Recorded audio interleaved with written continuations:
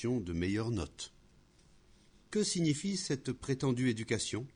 Quels en sont les enjeux? C'est une question capitale, non seulement pour les élèves, mais aussi pour les parents, les professeurs et pour tous ceux qui aiment cette terre où nous vivons. Pourquoi nous soumettons-nous à cette épreuve qu'est l'éducation? Est-ce simplement pour obtenir des diplômes et un emploi? La fonction de l'éducation n'est-elle pas plutôt de nous préparer, tant que nous sommes jeunes, à comprendre le processus global de l'existence? Avoir un emploi et gagner sa vie sont une nécessité. Mais n'y a-t-il rien de plus? Est-ce là l'unique but de notre éducation? Assurément, la vie ne se résume pas à un travail, à un métier.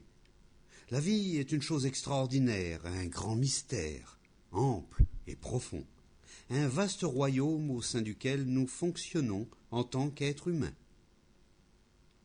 Si nous ne faisons que nous préparer à assurer notre subsistance, nous passerons totalement à côté de ce qu'est le sens de la vie. Or, comprendre la vie est beaucoup plus important que de passer des examens et d'exceller en mathématiques, en physique ou que sais-je encore.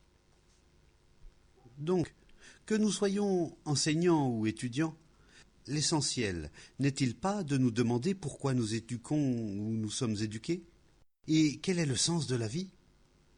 N'est-elle pas extraordinaire? Les oiseaux, les fleurs, les arbres resplendissants, le firmament, les étoiles, les rivières et les poissons qui peuplent leurs eaux. C'est tout cela la vie. La vie, ce sont les pauvres et les riches.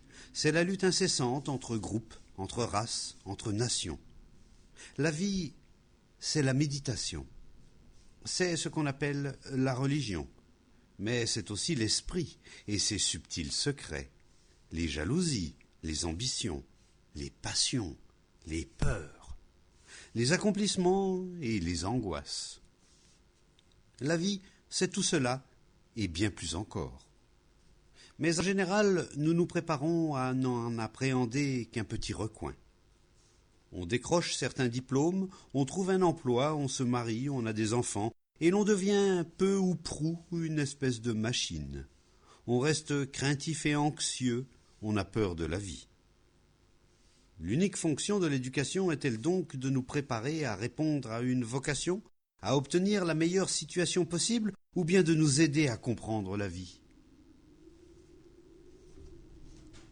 Qu'adviendra-t-il de nous tous, une fois atteint l'âge d'homme ou de femme? Vous êtes-vous jamais demandé ce que vous alliez faire quand vous serez adulte? Selon toute probabilité, vous allez vous marier et avant même de comprendre ce qui vous arrive, vous serez devenu parent.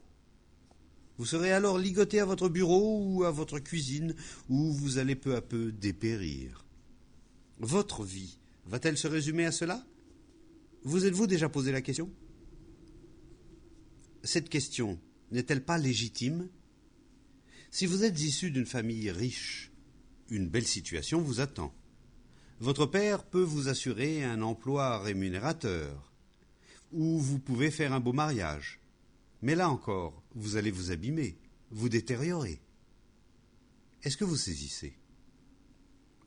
De toute évidence, l'éducation n'a de sens que si elle vous aide à comprendre ces vastes horizons de la vie, avec toutes ses subtilités, son extraordinaire beauté, ses joies et ses peines. Vous aurez beau décrocher des diplômes, des distinctions mentionnées sur vos cartes de visite, une très belle situation. Et après? À quoi bon tout cela si en chemin votre esprit devient terne, las, stupide? N'est-il pas de votre devoir, tant que vous êtes encore jeune, de découvrir ce qu'il en est de la vie? Le rôle véritable de l'éducation n'est-il pas de cultiver en nous l'intelligence qui tentera de trouver la réponse à tous ces problèmes? Mais savez-vous ce qu'est l'intelligence? C'est assurément la capacité de penser librement, sans crainte, sans a priori, de sorte que vous commenciez à découvrir par vos propres moyens ce qui est réel, ce qui est vrai. Mais si vous avez peur, jamais vous ne serez intelligent. Toute forme d'ambition, quelle qu'elle soit, spirituelle ou matérielle, engendre l'angoisse, la peur. L'ambition ne favorise donc pas l'émergence d'un esprit clair, simple, direct, et donc intelligent. Il est essentiel que vous viviez vos jeunes années dans un environnement duquel la peur soit absente. En prenant de l'âge, nous devenons généralement craintifs.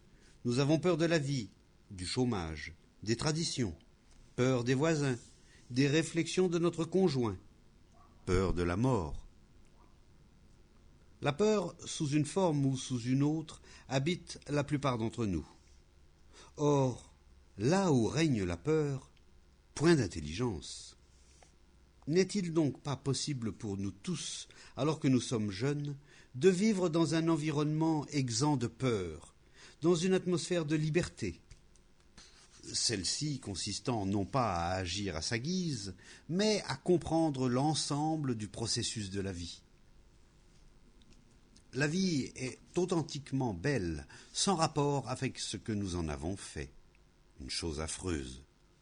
Et vous ne pouvez en apprécier la richesse, la profondeur, l'extraordinaire beauté que si vous vous révoltez contre tout, contre la religion organisée, contre la tradition, contre cette société pourrie d'aujourd'hui, afin de découvrir par vous-même, en tant qu'être humain, ce qui est vrai. Ne pas imiter, mais découvrir, c'est cela l'éducation. N'est-il pas vrai ? Il est très facile de vous conformer aux injonctions de votre société, de vos parents ou de vos professeurs.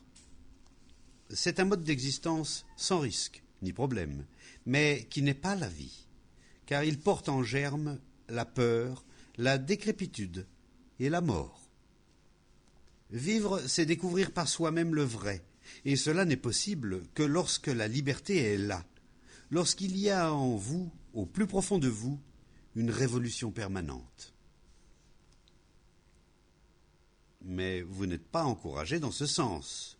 Nul ne vous invite à remettre les choses en question, à découvrir par vous-même ce qu'est Dieu, car si jamais vous vous rebelliez, vous mettriez en danger tous ces faux semblants. Vos parents et la société veulent vous voir vivre dans la sécurité, et vous de même. Vivre sans risque signifie en général vivre en imitant, et donc en ayant peur. Or, de toute évidence, le rôle de l'éducation est d'aider chacun d'entre nous à vivre librement et sans peur. Ne croyez-vous pas ? Mais créer une atmosphère d'où la peur soit absente suppose une profonde réflexion tant de votre part que de celle du maître, de l'éducateur. Savez-vous ce que cela signifie et quelle merveille ce serait que de créer une atmosphère dénuée de peur ? Et nous devons la créer, car nous voyons bien que le monde est en proie à des guerres sans fin, guidées par des politiciens toujours plus avides de pouvoir. C'est un univers de juristes, de policiers et de soldats, d'hommes et de femmes assoiffés de réussite sociale et se battant pour l'obtenir. Il y a aussi les prétendus saints, les gourous religieux et leur cortège d'adeptes. Eux aussi veulent le pouvoir, le prestige en ce monde ou dans l'autre. Ce monde est un monde fou, en proie à la confusion totale. Un monde où le communiste combat le capitaliste, où le socialiste résiste à l'un comme à l'autre, et où chacun a un adversaire et lutte pour parvenir en lieu sûr et atteindre une situation de pouvoir et de confort. Le monde est écartelé entre croyances contradictoires, distinctions de caste et de classe, nationalités qui divisent, stupidité et cruauté de tous ordres. Et c'est dans ce monde-là que l'on vous apprend à vous intégrer. On vous encourage à entrer dans le cadre de cette société désastreuse. C'est ce que souhaitent vos parents, et vous aussi vous voulez vous y insérer. Le rôle de l'éducation est-il donc simplement de vous aider à vous plier au schéma de cet ordre social pourri, ou au contraire de vous donner accès à la liberté, la liberté totale de grandir en âge et en sagesse et de créer une autre société, un monde neuf. Cette liberté, nous la voulons. Pas dans les temps à venir, mais là, maintenant. Sinon, nous risquons tous l'anéantissement. Nous devons, dans l'immédiat, créer une atmosphère de liberté afin que vous puissiez vivre et découvrir par vous-même ce qui est vrai, devenir intelligent et capable d'affronter le monde et de le comprendre au lieu de vous y soumettre, de sorte que, psychologiquement parlant, il y ait en vous, au plus profond de vous, un esprit de révolte permanent. Car seuls ceux qui sont constamment en révolte découvrent la vérité, contrairement au conformiste qui obéit à une tradition. Ce n'est qu'en étant perpétuellement en recherche, ce n'est qu'en observant sans cesse, en apprenant sans cesse, que vous trouverez la vérité, Dieu ou l'amour. Et vous ne pouvez ni chercher, ni observer, ni apprendre, ni être profondément conscient des choses si vous avez peur. La fonction de l'éducation est donc, assurément, d'éradiquer en soi et en dehors de soi cette peur qui détruit la pensée humaine, les rapports humains et l'amour. Question. Si tous les individus étaient en révolte, ne croyez-vous pas que le monde serait plongé dans le chaos ?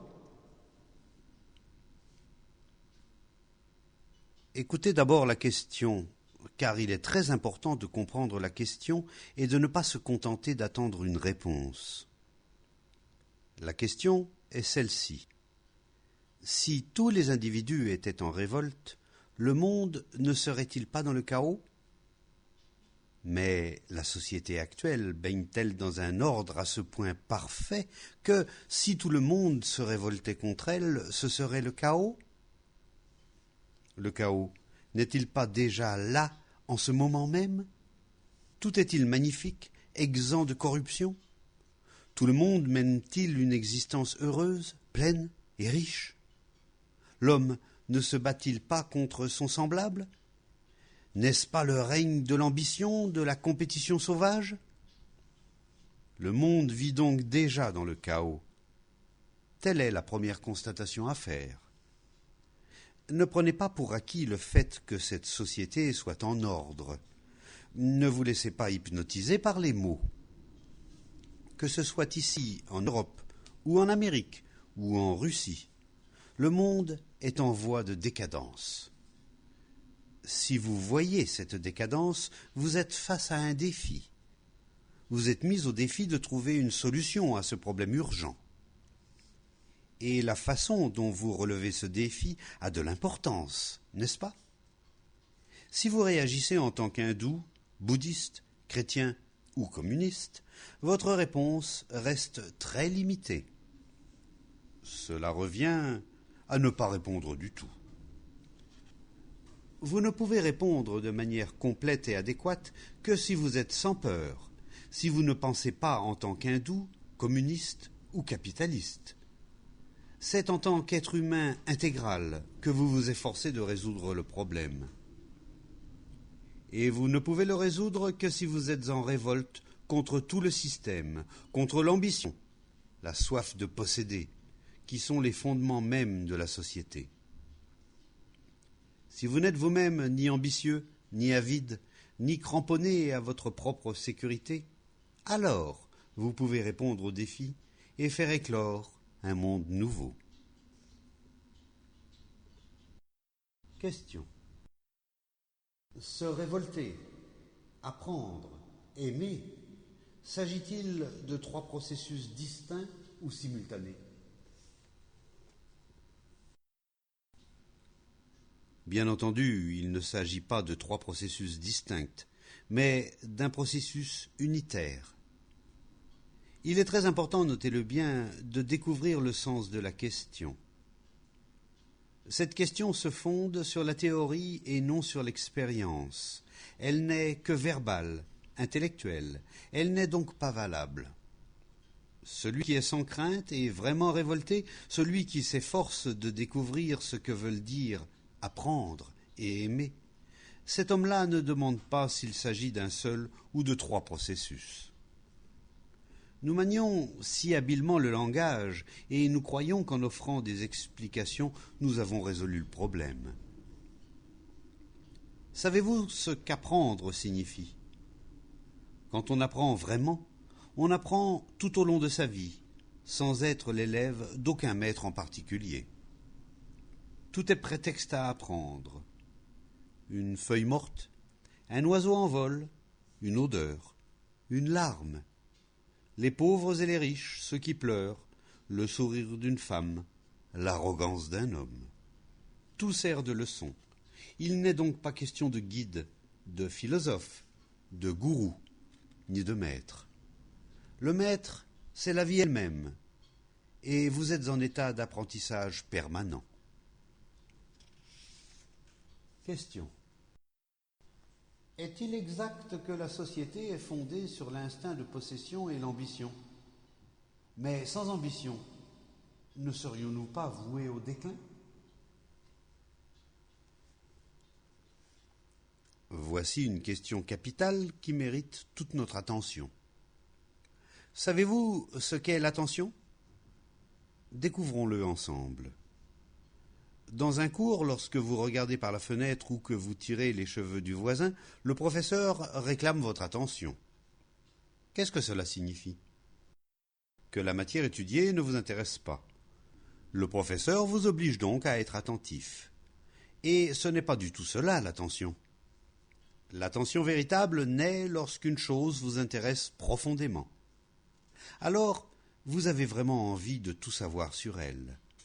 Tout votre esprit, tout votre être est mobilisé. De même, dès l'instant où vous saisissez que cette question « sans ambition, ne sommes-nous pas voués au déclin ?» est d'une importance capitale, vous êtes intéressé et vous voulez en avoir le cœur net. En réalité, l'ambitieux ne se détruit-il pas lui-même ? C'est la première chose à savoir, plutôt que de se demander si l'ambition est un bien ou un mal. Regardez autour de vous, observez tous les ambitieux. Que se passe-t-il lorsque vous êtes ambitieux ? Vous pensez à vous-même, n'est-ce pas ? Vous êtes cruel, vous piétinez les autres, car vous vous efforcez de satisfaire votre ambition, de devenir quelqu'un d'important, suscitant ainsi dans la société un conflit entre ceux qui réussissent et ceux qui restent en arrière. C'est une guerre incessante entre vous et les autres qui courent le même lièvre que vous. Ce conflit est-il source de vie créative ? Comprenez-vous ou est-ce trop difficile ? Êtes-vous ambitieux lorsque vous faites quelque chose par amour et sans nul autre motif ? Quand vous faites quelque chose en y mettant tout votre être, et pas par calcul ou par intérêt ou par désir de réussite, mais simplement parce que vous aimez le faire, là, l'ambition n'entre pas en jeu, ni la compétition, n'est-ce pas ? Là, point de compétition, vous ne vous battez pas contre un adversaire pour la première place. L'éducation ne devrait-elle pas vous aider à découvrir ce que vous aimez réellement faire ? De sorte que, du début à la fin de votre existence, vous travailliez dans un domaine que vous estimez digne d'intérêt et qui ait une valeur profonde à vos yeux ? Dans le cas contraire, vous serez malheureux pour le restant de vos jours. Dans l'ignorance de ce que vous avez vraiment envie de faire, votre esprit tombe dans une routine où règne l'ennui, le pourrissement et la mort. Voilà pourquoi il est si important de découvrir, dès votre plus jeune âge, ce que vous aimez vraiment faire. Et c'est l'unique façon de créer une nouvelle société. Question. En Inde, comme dans la plupart des autres pays, l'éducation est sous le contrôle du gouvernement. Dans ces conditions, est-il possible de mettre en œuvre le genre d'expérience que vous décrivez ?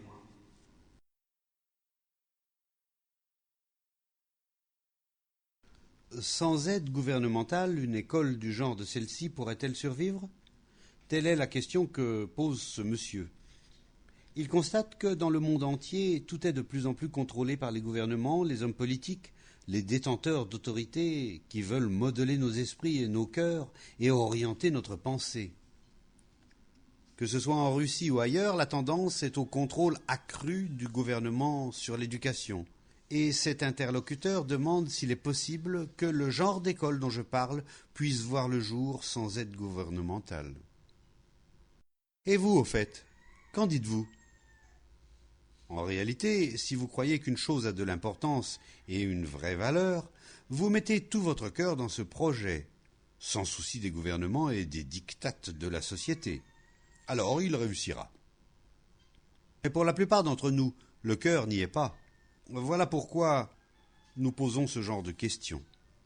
Si vous et moi, nous sommes absolument convaincus qu'un monde nouveau peut voir le jour, si chacun de nous, psychologiquement et spirituellement, est en plein état de révolte intérieure, alors nous mettrons notre cœur, notre esprit, notre corps au service de la création d'une école où la peur et toutes ses séquelles n'auront pas droit de cité.